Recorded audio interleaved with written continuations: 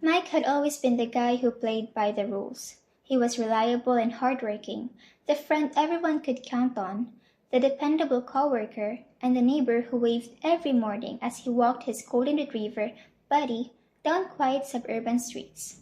But over the years, that reliability, once a source of pride, had become a weight on his shoulders. His life, while stable, had grown stale.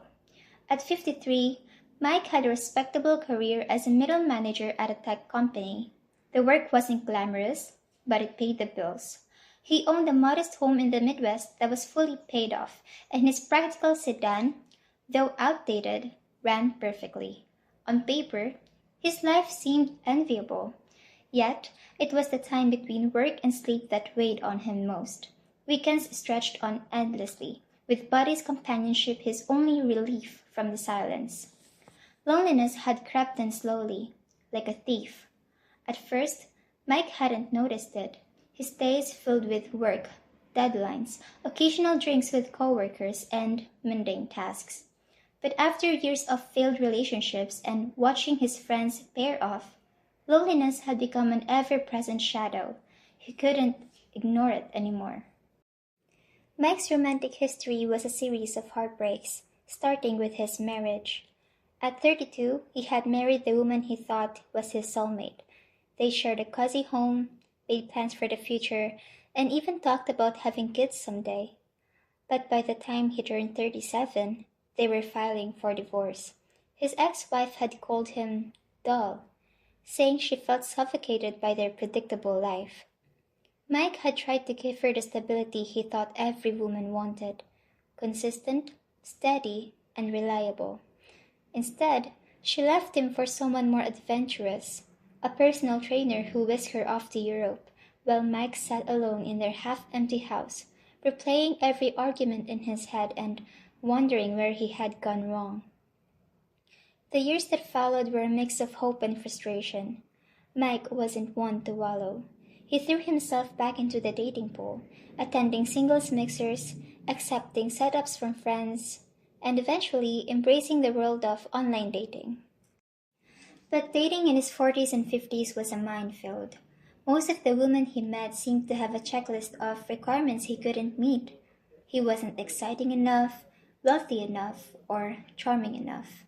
Well, he wasn't bad looking. He wasn't someone who turned heads either. And while he was kind, he quickly learned that kindness wasn't what most women were chasing. Mike vividly remembered one date in particular. It was a sunny Sunday afternoon at a local coffee shop. The woman had smiled politely as they exchanged small talk, but her interest waned by the time they reached their second cup of coffee. "You're a nice guy, Mike," she said with a kind but dismissive smile. "But I'm not really looking for anything serious right now." He'd heard that refrain too many times. Nice guy, safe guy, the guy they'd settle down with if all else failed, but never the guy they truly wanted. By the time Mike turned 50, he had all but given up on the idea of finding love. He threw himself in the work and found solace in Buddy, his faithful golden retriever. Buddy didn't judge him, didn't demand more than Mike could give, and never cared if Mike wasn't the life of the party.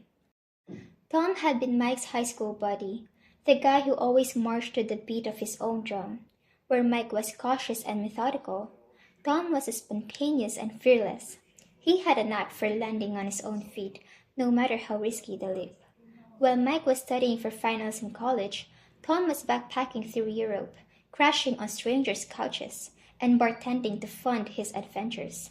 In their 40s, when Mike was grinding away at his corporate job, Tom had disappeared again, this time to Southeast Asia. Occasionally, Tom would spend sporadic emails or calls, always brimming with stories that sounded too good to be true. Now, in his early 50s, Tom was living in Angeles City, Philippines, and seemed to be thriving.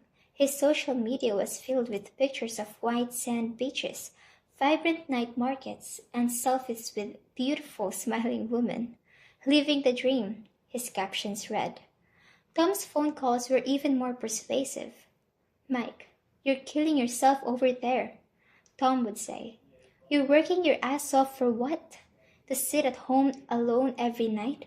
You need to come out here, man. Life's better when you stop playing by the rules. Mike would laugh and brush it off. Not everyone can just pick up and move halfway across the world, Tom. You don't have to move, buddy. Just visit, Tom countered. A couple of weeks here and you'll see what I mean. You won't want to leave. For years, Tom's invitations were easy to ignore. The idea of flying away around the world to visit a place so foreign seemed absurd. But the seeds Tom planted began to take root during one particularly bleak winter. It was a frigid January evening, and the snow outside was relentless. Mike sat in his recliner, sipping a glass of whiskey, while Buddy dozed at his feet. The TV droned in the background, but Mike wasn't paying attention. Instead, he scrolled through Tom's latest social media posts on his phone. There was Tom, shirtless and grinning on a tropical beach, a cold beer in hand.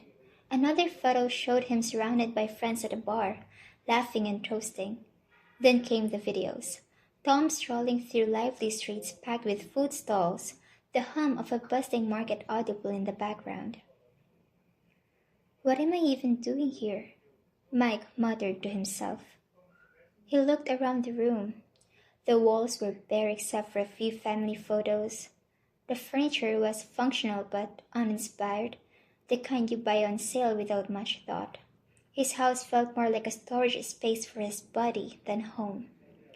The thought gnawed at him. What was he holding on to here? A job he didn't love? A house that felt more like a prison? The endless Midwest winters that drained the life out of him? Mike took another sip of whiskey, feeling the warmth spread through his chest. For the first time, he didn't dismiss Tom's invitation outright. Instead, he began to wonder, what if? By the next morning, the idea had taken hold. Mike spent weekend Googling flights, watching travel vlogs, and reading about the Philippines. The more he saw, the more the idea felt just not plausible, but necessary. On Sunday evening, with the snow still falling, Mike booked his flight to Manila. As he hit confirm, his heart raced, not from fear, but from something he hadn't felt in years. Hope. The first thing that Mike noticed when he stepped off the plane in Manila was heat. It hit him like a wall, thick and oppressive, wrapping around him like a damp blanket. The air was heavy with moisture, clinging to his clothes as soon as he stepped outside the air-conditioned terminal. Even in the early morning hours, it felt stifling. His shirt stuck to his back and his hair, usually short and easy to manage, felt like it was becoming one with the sticky humidity. He wiped his brow, feeling sweat trickle down his face. The second thing that hit him was the chaos. It was nothing like the quiet suburbs he'd left behind in the Midwest, where everything was orderly and predictable. Here, the noise was overwhelming. People shouting, laughing, haggling, and waving at passing cars. The air was filled with the smells of street food and diesel fuel, mixed with the undercurrent of something unfamiliar but somehow exciting. The honking of horns was everywhere. Each honk a message, move faster, watch out, or get out of the way. The sound blended into a near-constant hum, punctuated by the occasional shout from a vendor or a street performer. Mike had expected some chaos, sure. He'd seen it on travel shows and heard stories from Tom, but now that he was in the thick of it, it was different. Louder, messier, more vibrant. It felt like the city was alive, pulsing with energy. Then he saw Tom. Tom was leaning against a beat-up SUV, one hand holding a cold bottle of San Miguel beer, the other raised in a casual wave as he spotted Mike. The grin on Tom's face was unmistakable, wide and genuine, as he pushed off from a vehicle and walked over. "Mike, you made it!" Tom yelled, pulling him into a bear hug and clapping him on the back so hard Mike nearly lost his balance. Mike chuckled, still taken aback by the sensory overload. He'd been in the country for 5 minutes, and already he was sweating through his shirt and feeling like a fish out of water. But Tom was as easygoing as ever, exuding the same energy Mike had come to associate with him. Yeah, I made it. Barely, Mike said, wiping his brow and laughing. Tom slapped him on the back again. Welcome to my kingdom, my friend. Manila's not much, but wait until you see Angeles City. The drive from Manila to Angeles City was an experience in itself. The roads were packed with jeepneys, tricycles, motorcycles, and buses, weaving in and out of traffic with little regard for lanes or rules. The constant sound of horns blaring, people shouting at each other, and engines whirring filled the air as though they squeezed between the cars. There were no traffic signals, no stop signs. It was all about navigating through the madness. Tom, as usual, seemed completely at ease, maneuvering the car with fluidity that made Mike wonder if Tom had ever followed traffic rules. This is how we do it here, Tom said, smiling and nodding at the drivers beside them as they swerved around each other. As they left the outskirts of Manila, the scene started to change. The concrete jungle of the city faded into rural landscapes. Patches of green rice fields and small bamboo houses began to replace the towering skyscrapers. Street vendors lined the roads, selling fresh fruit and local snacks. Every now and then, they passed groups of people on foot or on bicycles. Despite the chaotic driving, the rhythm of life here felt slower, more deliberate. After what felt like an eternity of winding roads, they finally reached Angeles City. The transformation was immediate. As soon as they entered the heart of the city, the noise and chaos of Manila followed them, amplified. Neon signs blinked above rows of bars and clubs, and the streets were alive with music, laughter, and the constant hum of nightlife. The air was filled with the smell of street food, skewers of meat grilling, deep fried fish, and the sweet fragrance of fresh fruit. There were people everywhere, locals, tourists, and everyone in between. The energy here was palpable, electric, and Mike couldn't help but feel a rush of excitement. Welcome to the Angeles City, Tom said, pulling the car to a stop outside one of the neon-lit bars. This is where the magic happens, Mike. People here are out to enjoy, and that's what we're gonna do. Mike stepped out of the car, the heat and humidity hitting him up again. The streets were lined with open-air bars, each filled with people laughing and talking. Music spilled out into the streets, creating an impromptu soundtrack to every wild energy surrounding them. People sat at small tables, drinking, chatting, laughing. The women here were beautiful, dressed in colorful clothes, with smiles that seemed almost too perfect.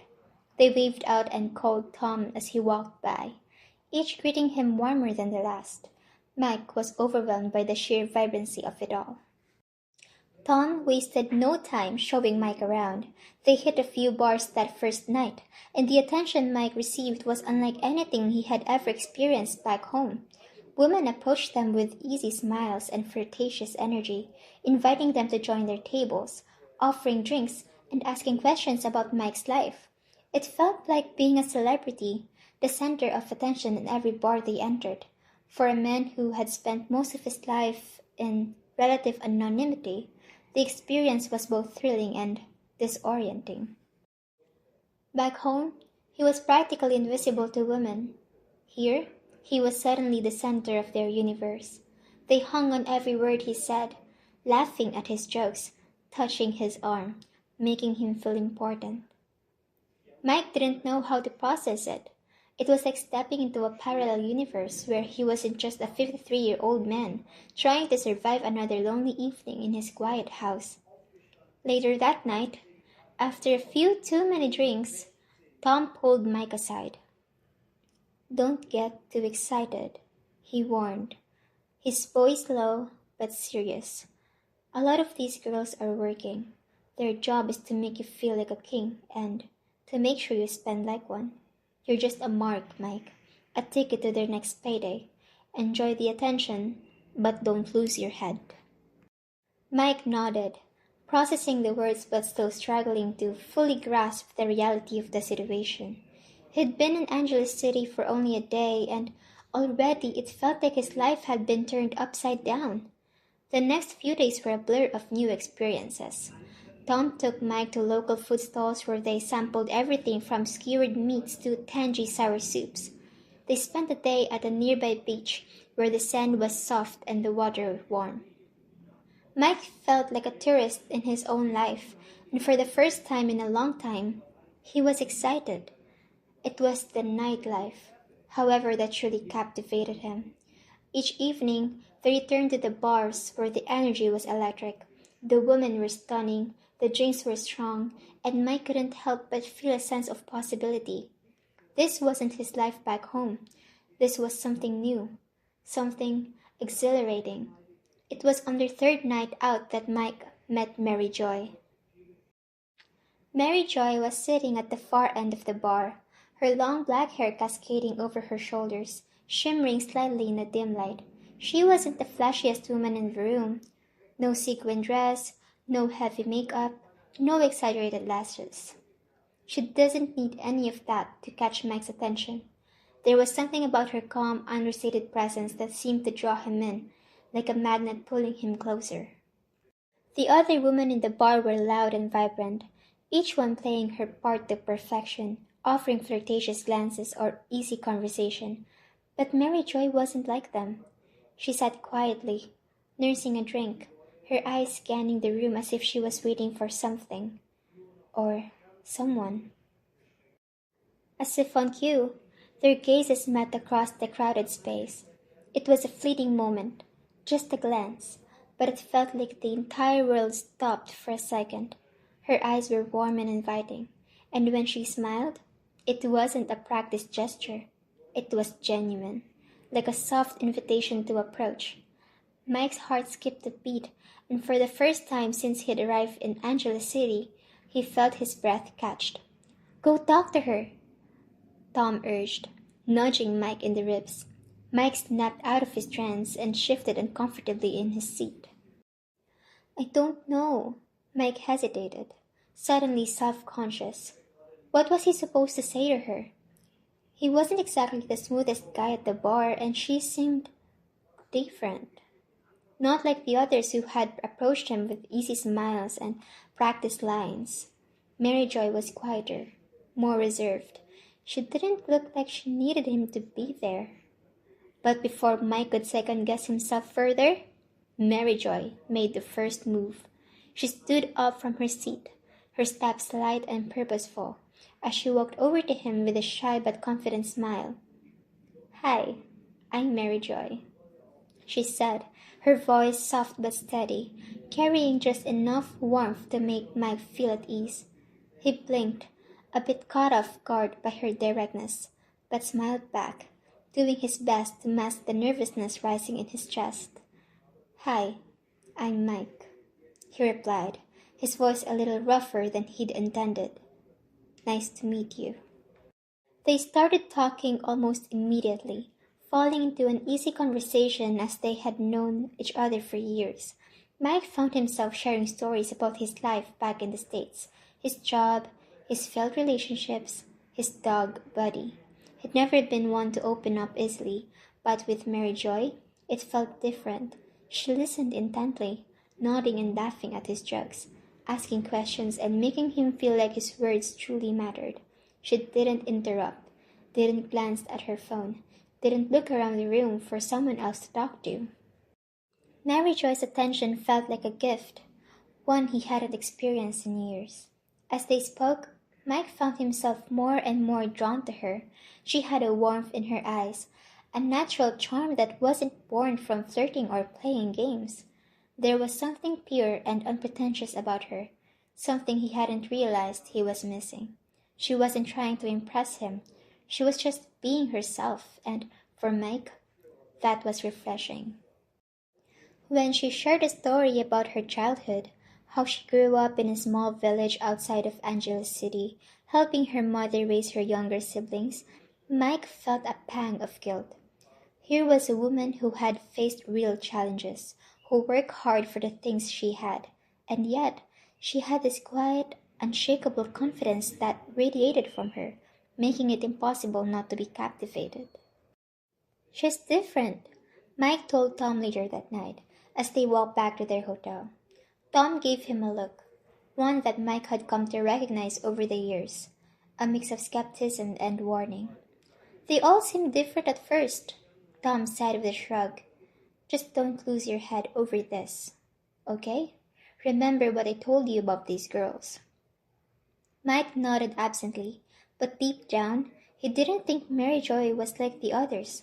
She wasn't just another woman trying to make him special for the sake of his money or his company. She seemed real.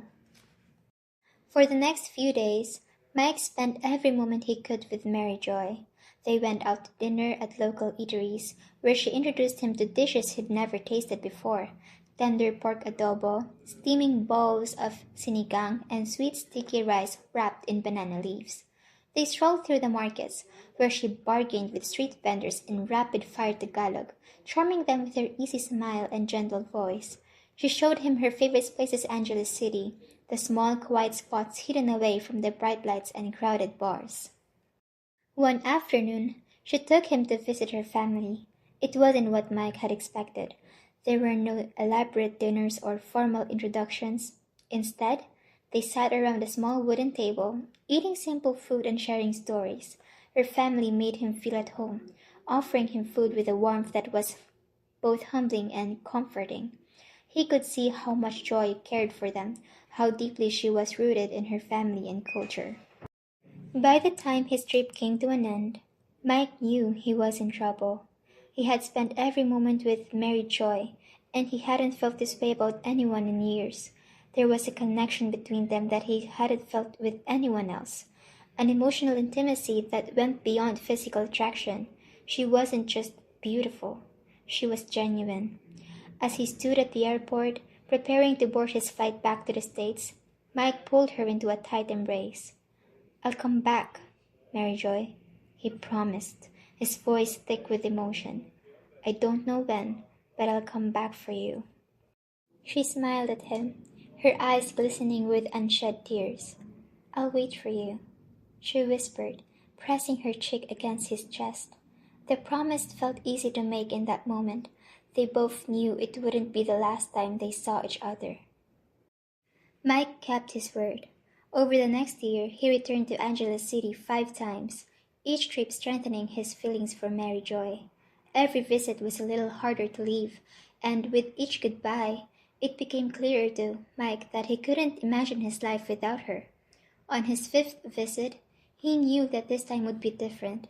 He couldn't just keep visiting her. It was time to make this permanent. He couldn't let her go. He had fallen for her, and he wasn't going to walk away from something real. On his 5th visit, Mike stood on the balcony of his hotel, staring out at the chaos of Angeles City below. The streets bustled with jeepneys and vendors, the air thick with the scent of grilled meats and diesel. In his hand, he clutched a small velvet box. "Are you sure about this?" Tom asked as he lit a cigarette beside him. Mike took a deep breath. "She's the one, Tom. I feel it. For the first time in my life, I feel like I've found someone who really cares about me." Tom exhaled a cloud of smoke, shaking his head. "Just be careful. You don't know her as well as you think you do. This place has a way of blinding guys." But Mike had already made up his mind. That night, over a quiet dinner in a candlelit restaurant, he pulled out the ring and asked Mary Joy to marry him. She gasped, tears welling in her eyes, and threw her arms around him. "Yes," she said, her voice trembling with emotion. "Yes, Mike." The next few months were a whirlwind. Mike returned to the States to sort out the paperwork while Mary Joy planned a modest wedding in her hometown. They married in a small church, surrounded by her family and friends. Mike felt like he was living a dream.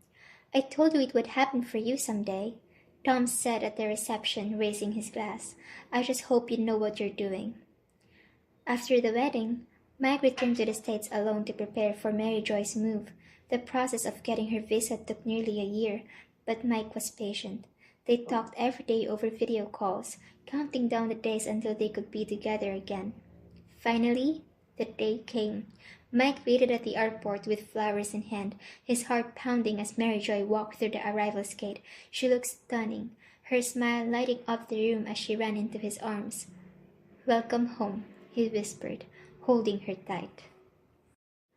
The first few months of their life together in the U.S. were blissful. Mary Joy adjusted quickly, marveling at the conveniences of suburban life. Mike loved showing her around, taking her to the mall, introducing her to his favorite restaurants, and watching her light up as she experienced snow for the first time. But soon, little cracks began to appear. Mary Joy started spending more time on her phone, scrolling through social media and chatting with friends back in the Philippines. She complained about how quiet and boring life was in Mike's town, longing for the energy of Angela's city. "You promised me adventure," she said one evening, frustration in her voice. "But all we do is sit at home." Mike tried to make her happy. He took her on weekend trips, bought her gifts, and even suggested they move to a bigger city. But nothing seemed to satisfy her. Then came the spending. Mary Joy developed a taste for designer handbags and high-end clothes, which Mike couldn't afford on his modest salary. He dipped into his savings to keep up, telling himself it was worth it just to make her happy. But it wasn't just the money. Mary Joy started going out more often with new friends she'd met online. At first, Mike didn't think much of it. She needed her own life after all. But soon, the nights out turned into weekends away, and the distance between them grew. "She's changing," Mike confided in Tom during a late-night phone call. "She's not changing, Mike. You're just seeing the real her," Tom replied. Mike didn't want to believe it. He clung to the idea that Mary Joy loved him, that they could work through their issues. But deep down, a seed of doubt had been planted. It all came crashing down a year later. Mike had noticed the signs for weeks, small things at first, but they added up. Mary Joy had grown distant, barely speaking to him and avoiding his touch. She no longer greeted him with her radiant smile when he came home from work, and the warmth that she once carried in her voice was gone. Instead, there were sighs, cold glances, and a sense that her mind was somewhere far away. At first, Mike told himself it was just part of the adjustment. Mary Joy had moved halfway across the world to be with him after all, and he figured it was normal for her to miss her family and friends. He tried everything to make her feel at home, surprising her with gifts, cooking her favorite Filipino dishes he'd learned from YouTube tutorials, even suggesting they take a trip back to the Philippines so she could visit her family. But nothing seemed to work. The harder he tried, the more she pulled away.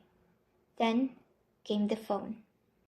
Mary Joy was always on it, texting, scrolling through social media, or just talking in hushed tones late at night. When Mike asked about it, she brushed him off. "Just chatting with my friends," she'd say. Her voice clipped, but her phone became a constant presence, something she guarded fiercely, always keeping it down on the counter or tucked in her pocket. One night, after she had gone to bed early, her phone buzzed on the kitchen counter. Mike hesitated, his hand hovering over the glowing screen. He hated the idea of snooping. It felt wrong, like a betrayal of the trust he had worked so hard to build. But something inside him wouldn't let it go. His gut told him there was something more going on, and for once, he couldn't ignore it. With trembling hands, he picked up the phone and unlocked it. What he saw made his stomach drop. There were messages from a man back in the Philippines. The conversations were intimate, filled with terms of endearment and plans for the future. Plans that didn't include Mike. His heart pounded in his chest as he scrolled through the messages, each one a dagger to his already fragile heart. The man's name was Carl, and from the looks of it, he and Mary had been talking for months. When Mike confronted her the next morning, his hands were shaking as he held up the phone. "Who is he, Mary Joy? What is this?" She didn't even try to deny it. Instead, she crossed her arms over her chest and looked at him with icy disdain. "You went through my phone?" she snapped, as if his invasion of privacy was the real issue. "That's all you have to say?" Mike shouted, his voice cracking with emotion. "You've been lying to me, cheating on me, after everything I've done for you." Mary Joy rolled her eyes, her expression cold and unrepentant. "What did you expect, Mike? That I'd be happy here, wasting away in this boring town with you? I'm still young. I deserve more." Her words hit him like a physical blow. "You deserve more?" he repeated, his voice barely above a whisper. "I gave up everything for you, Mary Joy. I brought you here, married you, supported you. I loved you." Her face didn't even soften. If anything, her gaze grew harder. "You were just a way out," she said bluntly. "You gave me a better life, and I'm grateful, but I can't do this anymore." With that, she walked out of the room, leaving Mike standing there, shattered. The divorce was even uglier than the confrontation. Mary Joy demanded half of everything: his house, his savings, even a portion of his retirement. She argued that she had sacrificed by moving to the U.S., leaving her family and her life behind, and the court seemed to side with her. Mike tried to fight back, but the legal system was unforgiving. By the time the dust settled, he was left with almost nothing. His once comfortable life had been reduced to a few boxes of belongings and a small apartment he could barely afford. Tom flew in as soon as he heard the news. He found Mike sitting on the floor of his nearly empty living room, staring blankly at the half-packed box of dishes. "I tried to warn you," Tom said, crouching down beside him. His voice wasn't harsh, just tired. "I know," Mike replied, his voice hollow. "I should have listened." Tom sighed and clapped him on the back. "You're not the first guy this has happened to, and you won't be the last. But you'll get through it. You're stronger than you think." Mike shook his head, his eyes fixed on the floor. "She didn't just take my money, Tom. She took everything. My trust, my hope. I don't even know who I am anymore." Tom sat beside him in silence for a long moment before speaking. "You'll figure it out, buddy. It's gonna take time, but you'll come out of this, and next time, you'll know better." Mike didn't respond. He wasn't sure there would ever be a next time. Now, here I am, sitting in my one-bedroom apartment, trying to make sense of everything. Mary Joy's back in the Philippines, living her best life, and I'm here, starting over at 54. So, what do you think? What should have I done differently? Should I have listened to Tom? Was I a fool to believe in love at my age? And here's the big question. Is it possible to find the right one in the Philippines? Or was Mary Joy just a harsh lesson in what not to do? I'd love to hear your thoughts. If you've been through something similar or have advice for someone in my shoes, leave a comment or send me a message. Thanks for listening.